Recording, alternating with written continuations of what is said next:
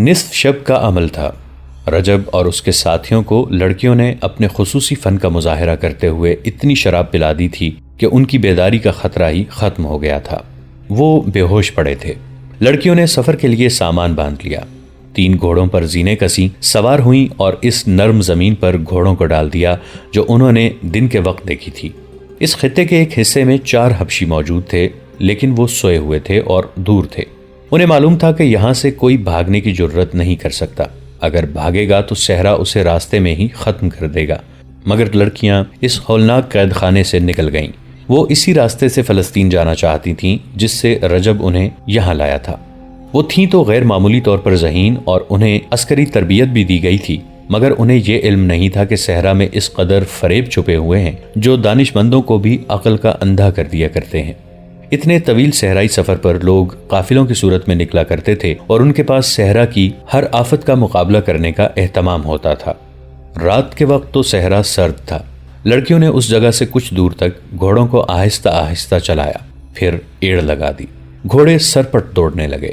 بہت دور جا کر انہوں نے گھوڑوں کی رفتار کم کر دی۔ باقی رات گھوڑے اسی رفتار پر چلتے رہے۔ صبح طلوع ہوئی اور جب سورج اوپر آیا تو لڑکیوں کے ارد گرد ریت کے گول گول ٹیلے تھے اور ان سے آگے ریتلی مٹی کی اونچی اونچی پہاڑیاں کھڑی تھیں۔ کوئی راستہ نہ تھا۔ انہوں نے سورج سے اپنی سمت کا اندازہ کیا اور ٹیلوں کی بھول بھلائیوں میں داخل ہو گئیں۔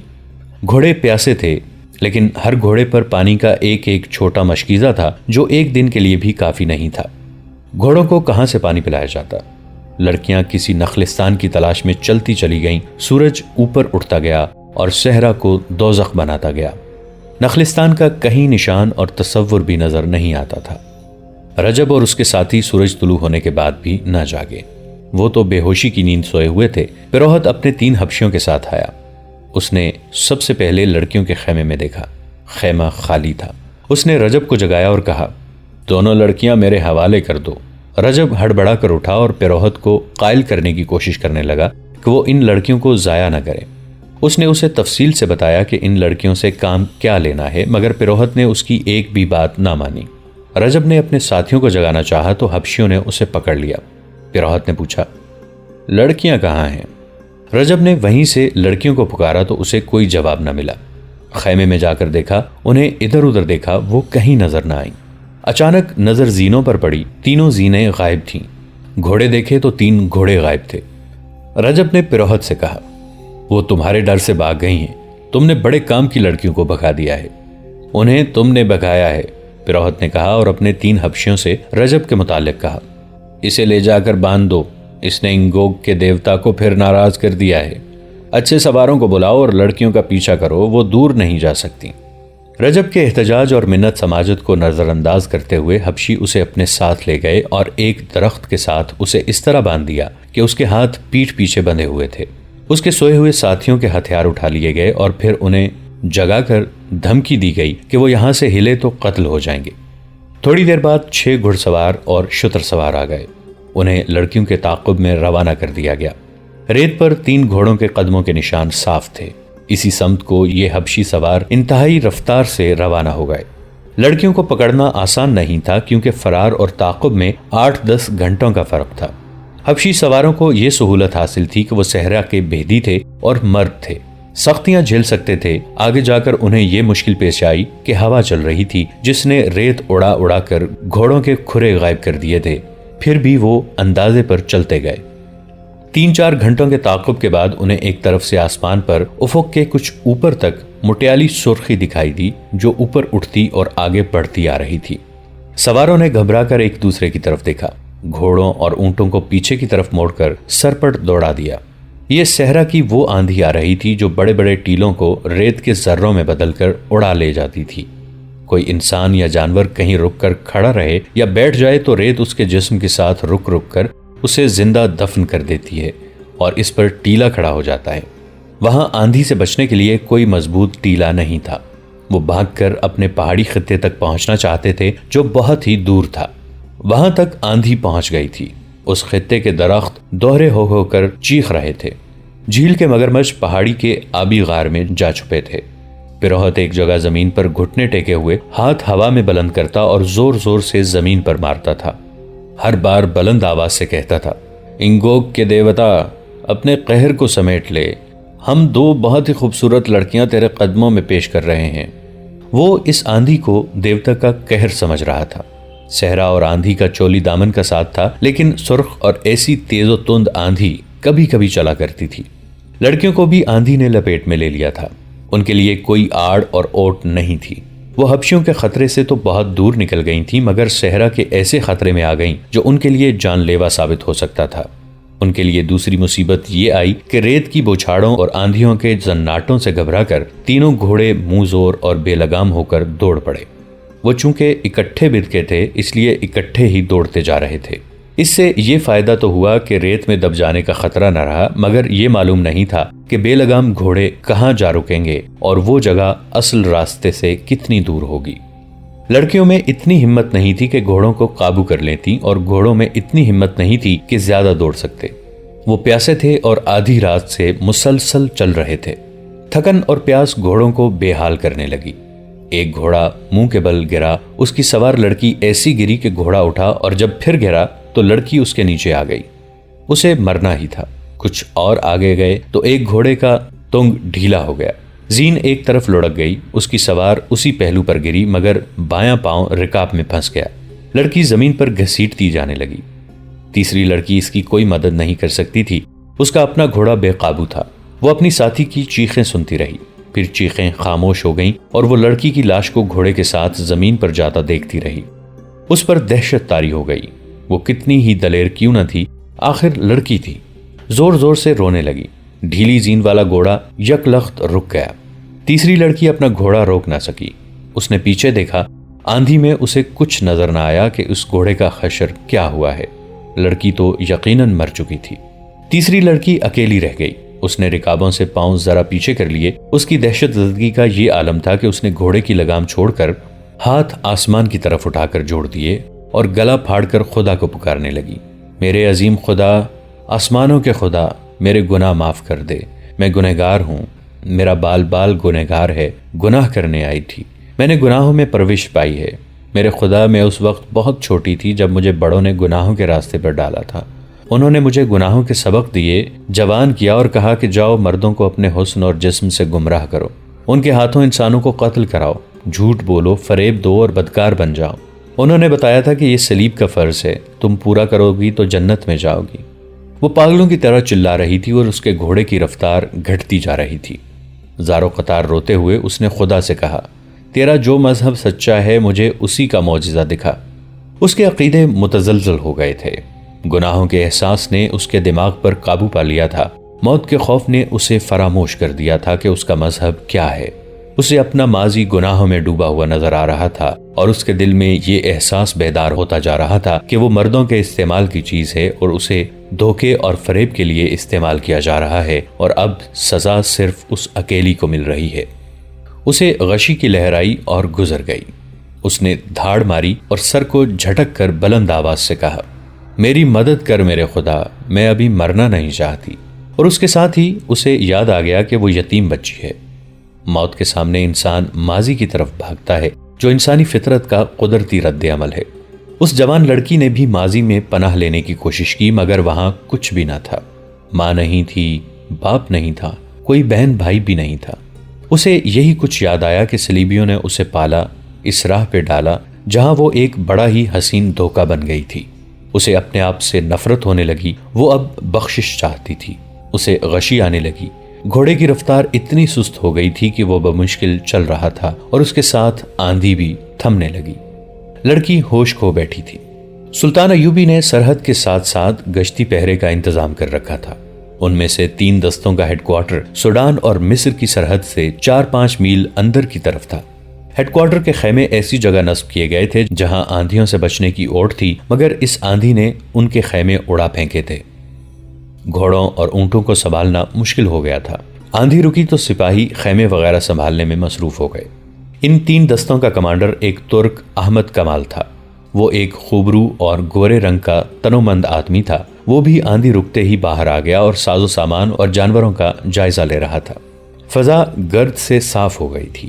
ایک سپاہی نے ایک طرف اشارہ کر کے اسے کہا، کماندار، وہ گھوڑا اور سوار ہمارا تو نہیں؟ ہم نے ابھی لڑکیوں کو فوج میں شامل نہیں کیا، احمد کمال نے جواب دیا۔ وہ لڑکی معلوم ہوتی ہے، بال بکھرے ہوئے صاف نظر آ رہے ہیں۔ وہ اسی سپاہی کو ساتھ لے کر دوڑ پڑا۔ ایک گھوڑا سر نیچے کیے نہایت ہی آہستہ آہستہ آ رہا تھا۔ اسے چارے کی بو آئی تو ہیڈ کوارٹر کے گھوڑوں کی طرف چل پڑا۔ گھوڑے پر ایک لڑکی اس طرح سوار تھی کہ اس کے بازو گھوڑے کی گردن کے ادھر ادھر تھے، اور لڑکی آگے کو اس طرح جھکی ہوئی تھی کہ اس کا سر گھوڑے کی گردن سے ذرا پیچھے تھا۔ لڑکی کے بال بکھر کر آگے آ گئے تھے۔ احمد کمال کے پہنچنے تک گھوڑا وہاں بندھے ہوئے گھوڑوں کے پاس جا کر ان کا چارہ کھانے لگا تھا۔ احمد کمال نے لڑکی کے پاؤں رکابوں سے نکالے اور اسے گھوڑے سے اتار کر بازوں پر اٹھا لیا۔ سپاہی سے کہا، زندہ ہے، فرنگی معلوم ہوتی ہے، اس کے گھوڑے کو پانی پلاؤ۔ وہ لڑکی کو اپنے خیمے میں لے گیا۔ لڑکی کے بال ریت میں اٹے ہوئے تھے۔ احمد کمال نے اس کے منہ پر پانی کے چھینٹے مارے، پھر منہ میں پانی کے قطرے ٹپکانے لگا۔ لڑکی نے آنکھیں کھول دیں۔ 2-4 لمحے احمد کمال کو حیرت سے دیکھتی رہی اور اچانک اٹھ کر بیٹھ گئی۔ احمد کمال کا رنگ گورا دیکھ کر اس نے انگریزی میں پوچھا، میں فلسطین میں ہوں؟ احمد کمال نے سر ہلا کر اسے سمجھانا چاہا کہ میں یہ زبان نہیں سمجھتا۔ لڑکی نے عربی زبان میں پوچھا، تم کون ہو؟ میں کہاں ہوں؟ میں اسلامی فوج کا معمولی سا کماندار ہوں، احمد کمال نے جواب دیا۔ اور تم مصر میں ہو؟ لڑکی کی آنکھیں ابل پڑیں اور وہ اس قدر گھبرائی جیسے پھر بے ہوش ہو جائے گی۔ احمد کمال نے کہا، ڈرو نہیں، سنبھالو اپنے آپ کو۔ اس نے اس کے سر پر شفقت سے ہاتھ پھیرا اور کہا، میں جان گیا ہوں کہ تم فرنگی ہو، میری مہمان ہو، ڈرنے کی کوئی وجہ نہیں۔ اس نے ایک سپاہی کو بلایا اور لڑکی کے لیے پانی اور کھانا منگوایا۔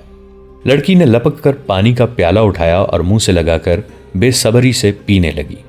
احمد کمال نے پیالہ اس کے ہونٹوں سے ہٹا کر کہا، آہستہ، پہلے کھانا کھا لو، پانی بعد میں پینا۔ لڑکی نے گوشت کا ایک ٹکڑا اٹھا لیا، پھر وہ کھانا کھاتی رہی اور پانی پیتی رہی۔ اس کے چہرے پر رونق واپس آ گئی۔ احمد کمال نے ایک خیمہ الگ لگوا رکھا تھا جو اس کا غسل خانہ تھا۔ وہاں پانی کی کمی نہیں تھی۔ خیمہ گاہ ایک نخلستان کے قریب تھی۔ احمد کمال نے کھانے کے بعد لڑکی کو غسل والے خیمے میں داخل کر کے پردے باندھ دیے۔ لڑکی نے غسل تو کر لیا، لیکن وہ بہت ہی خوفزدہ تھی کیونکہ وہ اپنے دشمن کی پناہ میں آ گئی تھی جہاں اسے اچھے سلوک کی توقع نہیں تھی۔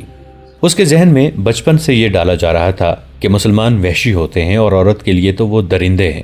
اس خوف کے ساتھ اس پر حبشیوں کا، مگرمچھوں کا اور صحرائی آندھی کا خوف طاری تھا۔ اپنے ساتھ کی دونوں لڑکیوں کی موت، اور وہ بھی ایسی بھیانک موت، اس کے رونگٹے کھڑے کر رہی تھی۔ اس نے غسل کرتے ہوئے بڑی شدت سے محسوس کیا تھا کہ وہ اپنے ناپاک وجود کو دھونے کی کوشش کر رہی ہے جسے دنیا کا پانی پاک نہیں کر سکتا۔ اس نے قسم پرسی کی حالت میں تنگ آ کر اپنے آپ کو صورتحال کے حوالے کر دیا۔ احمد کمال نے یہ دیکھ لیا تھا کہ ایسے حسن اور ایسے دلگداز جسم والی لڑکی معمولی لڑکی نہیں۔ مصر کے اس حصے میں ایسی فرنگی لڑکی کیسے آ سکتی تھی؟ اس نے لڑکی سے پوچھا تو لڑکی نے جواب دیا کہ وہ قافلے سے بچھڑ گئی ہے، آندھی میں گھوڑا بے لگام ہو گیا تھا۔ احمد کمال ایسے جواب سے مطمئن نہیں ہو سکتا تھا۔ اس نے 3-4 اور سوال کیے تو لڑکی کے ہونٹ کانپنے لگے۔ احمد کمال نے کہا، اگر تم یہ کہتی کہ تم اغوا کی ہوئی لڑکی ہو اور آندھی نے تمہیں چھڑا دیا ہے تو شاید میں مان جاتا، تمہیں جھوٹ بولنا نہیں آتا۔ اتنے میں اس کے سپاہی نے، جو احمد کمال کے ساتھ تھا، خیمے کا پردہ اٹھایا اور ایک تھیلا اور ایک مشکیزہ احمد کمال کو دے کر کہا، یہ اس لڑکی کے گھوڑے کی زین کے ساتھ بندھے ہوئے تھے۔ احمد کمال تھیلا کھولنے لگا تو لڑکی نے گھبرا کر تھیلے پر ہاتھ رکھ لیا۔ اس کے چہرے کا رنگ بدل گیا۔ احمد کمال نے تھیلا اسے دے کر کہا، لو، خود کھول کر دکھاؤ۔ لڑکی کی زبان جیسے گنگ ہو گئی تھی۔ اس نے بچوں کے انداز سے تھیلا پیٹھ پیچھے کر لیا۔ احمد کمال نے کہا، یہ تو ہو نہیں سکتا کہ میں تمہیں کہہ دوں کہ چلی جاؤ، مجھے کوئی حق نہیں پہنچتا کہ تمہیں روکوں، لیکن ایک ایسی لڑکی جو آبادیوں سے دور اکیلی گھوڑے پر بے ہوشی کی حالت میں بھٹکتی ہوئی پائی گئی ہے، اسے میں اکیلا نہیں چھوڑ سکتا۔ یہ میرا انسانی فرض ہے۔ مجھے اپنا ٹھکانہ بتا دو، میں تمہیں اپنے سپاہیوں کے ساتھ حفاظت سے پہنچا دوں گا۔ اگر نہیں بتاؤ گی تو تمہیں مشتبہ لڑکی سمجھ کر قاہرہ اپنی حکومت کے پاس بھیج دوں گا۔ تم مصری نہیں ہو، تم سوڈانی نہیں ہو۔ لڑکی کے آنسو بہنے لگے۔ وہ جس مصیبت سے گزر کر آئی تھی، اس کی دہشت اور ہولناکی اس پر پہلے ہی غالب تھی۔ اس نے تھیلا احمد کمال کے آگے پھینک دیا۔ احمد نے تھیلا کھولا تو اس میں سے کچھ کھجوریں اور 2-4 چھوٹی موٹی عام سی چیزیں نکلیں اور ایک تھیلی نکلی۔ یہ کھولی تو اس میں سونے کے بہت سے سکے اور ان میں سونے کی باریک سی زنجیر کے ساتھ چھوٹی سی سیاہ لکڑی کی سلیب نکلی۔ احمد کمال اس سے یہی سمجھ سکے کہ لڑکی عیسائی ہے۔ اسے غالباً معلوم نہیں تھا کہ جو عیسائی مسلمانوں کے خلاف لڑنے کے لیے صلیبی لشکر میں شامل ہوتا ہے وہ ایک صلیب پر حلف اٹھاتا ہے اور چھوٹی سی ایک صلیب ہر وقت اپنے پاس رکھتا ہے۔ احمد کمال نے اسے کہا کہ اس تھیلے میں میرے سوال کا جواب نہیں ہے، اگر میں یہ سارا سونا تمہیں دے دوں تو میری مدد کرو گے؟ لڑکی نے پوچھا۔ کیسی مدد؟ مجھے فلسطین پہنچا دو، لڑکی نے جواب دیا، اور مجھ سے کوئی سوال نہ پوچھو۔ میں فلسطین تک بھی پہنچا دوں گا لیکن سوال ضرور پوچھوں گا۔ اگر مجھ سے کچھ بھی نہ پوچھو تو اس کا الگ انعام دوں گی۔ وہ کیا ہوگا؟ گھوڑا تمہیں دے دوں گی، لڑکی نے جواب دیا، اور 3 دنوں کے لیے مجھے اپنی لونڈی سمجھ لو۔ احمد کمال نے اس سے پہلے ہاتھ میں کبھی اتنا سونا نہیں اٹھایا تھا۔ اس نے ایسا حیران کن حسن اور جسم بھی نہیں دیکھا تھا۔ اس نے اپنے سامنے پڑے ہوئے سونے کے چمکتے ہوئے ٹکڑوں کو دیکھا، پھر لڑکی کے ریشم جیسے بالوں کو دیکھا جو سونے کے تاروں کی طرح چمک رہے تھے، پھر اس کی آنکھوں کو دیکھا جن میں وہ طلسماتی چمک تھی جو بادشاہوں کو ایک دوسرے کا دشمن بنا دیتی تھی۔ وہ تنومند مرد تھا، کماندار تھا، ان دستوں کا حاکم تھا جو سرحد پر پہرا دے رہے تھے۔ اسے روکنے، پوچھنے اور پکڑنے والا کوئی نہیں تھا، مگر اس نے سکے تھیلی میں ڈالے، سلیب بھی تھیلی میں رکھی اور تھیلی لڑکی کی گود میں رکھ دی۔ کیوں؟ لڑکی نے پوچھا۔ یہ قیمت تھوڑی ہے؟ بہت تھوڑی، احمد کمال نے کہا۔ ایمان کی قیمت خدا کے سوا کوئی نہیں دے سکتا۔ لڑکی نے کچھ کہنا چاہا لیکن احمد کمال نے اسے بولنے نہ دیا اور کہا، میں اپنا فرض اور اپنا ایمان فروخت نہیں کر سکتا۔ سارا مصر میرے اعتماد پر آرام کی نیند سوتا ہے۔ 3 مہینے گزرے، سوڈانیوں نے قاہرہ پر حملہ کرنے کی کوشش کی تھی۔ اگر میں یہاں نہ ہوتا اور اگر میں ان کے ہاتھ اپنا ایمان فروخت کر دیتا تو یہ لشکر قاہرہ میں داخل ہو کر تباہی برپا کر دیتا۔ تم مجھے اس لشکر سے زیادہ خطرناک نظر آتی ہو۔ کیا تم جاسوس نہیں ہو؟ نہیں، تم یہی بتا دو کہ تمہیں آندھی نے کس ظالم کے پنجے سے بچایا ہے، یا تم آندھی سے بچ کر نکلی ہو؟ لڑکی نے بے معنی سا جواب دیا تو احمد کمال نے کہا، مجھے تمہارے متعلق یہ جاننے کی ضرورت نہیں کہ کون ہو اور کہاں سے آئی ہو۔